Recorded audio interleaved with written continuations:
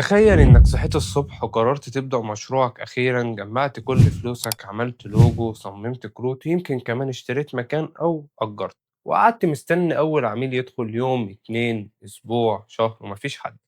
في اللحظة دي أغلب الناس بتقول واضح إن المشروع ده مش هينجح، لكن الحقيقة إن المشكلة مش في المشروع، المشكلة إنك كنت مستني العميل يجي لوحده. فخلّيني أسألك سؤال، لو فتحت مطعم في شارع ما حدش يعرف إن في مطعم اتفتح فيه، مين هييجي لك؟ ولو عملت أفضل منتج في السوق بس ما حدش يعرف إنك موجود، مين هيشتري المنتج ده؟ الحقيقة إن ناس كتير بتزعل لمّا تسمعها هي إن المنتج لوحده مش كفاية، الجودة مهمة، لكن قبل الجودة في حاجة أهم، وهي إن الناس تعرف إنك موجود أصلًا. وأول عميل في حياتك مش هيشتري المنتج، أول عميل بيشتري الثقة، ودي النقطة اللي هتغير طريقة تفكيرك في البيزنس كله. خليني أحكي لك مثال بسيط. تخيل إن في مطعمين فتحوا في نفس الشارع، الأسعار متقاربة والأكل شكله حلو في الاتنين.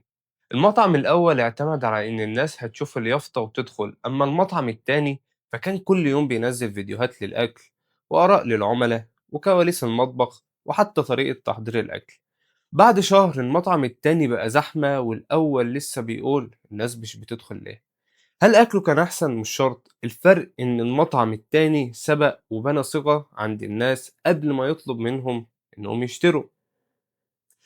وده نفس اللي بيحصل في أي مجال، لو أنت مصمم أو مسوق أو بتبيع منتجات فالعميل بيدور على سبب يخليه يختارك. هو بيسأل نفسه، هو الشخص ده فاهم؟ الناس جربته؟ أقدر أثق فيه؟ عشان كده كل فيديو بتنزله وكل بوست وكل تعليق من عميل راضي هو في الحقيقة بيبني ثقة عند العميل اللي لسه هيشتري منك. طيب إيه أول خطوة تعملها؟ ما تفكرش في أول 100 عميل، فكر في أول 5 بس، لأن أول 5 دول هم اللي هيعلموك السوق، هيقولك إيه اللي محتاج يتعدل، إيه اللي الناس بتحبه، وإيه الاعتراضات اللي بتقابلهم. بعد كده ما تستناش الناس تيجي، روح لهم أنت. لو بتقدم خدمة تصميم ابعت لناس محتاجة تصميم، لو عندك شركة تسويق كلم أصحاب البيزنس واعرض عليهم قيمة قبل ما تعرض عليهم خدمة. لو بتبيع منتج نزل صور وفيديوهات بشكل مستمر وخلي الناس تشوف المنتج في استخدام حقيقي. وفي غلطة ناس كتير بتعملها، بيقعدوا شهرين يصمموا لوجو وهوية بصرية وموقع إلكتروني ولسه ما بدأوش يبيعوا. العميل مش هيشتري منك عشان اللوجو حلو، العميل هيشتري لما يحس إنك هتحل مشكلته. ابدأ بالإمكانيات اللي عندك وعدل وإنت في الطريق.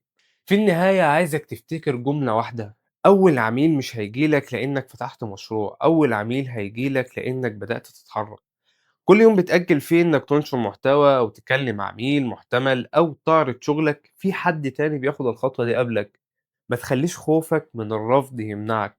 كل أصحاب البيزنس الناجحين بدأوا بعميل أول، ومحدش فيهم كان معروف في البداية. الفرق الوحيد إنهم اتحركوا واتعلموا وكملوا. ولو أنت لسه في بداية مشروعك ما تستناش الظروف المثالية، ابدأ باللي في إيدك وطور نفسك مع الوقت، لأن البيزنس مش سباق سرعة، البيزنس سباق استمرارية. واكتب لي في الكومنت إيه الخدمة أو المنتج اللي بتقدمه، ولو الفيديو عجبك متنساش تعمل لي لايك وسبسكرايب. سلام.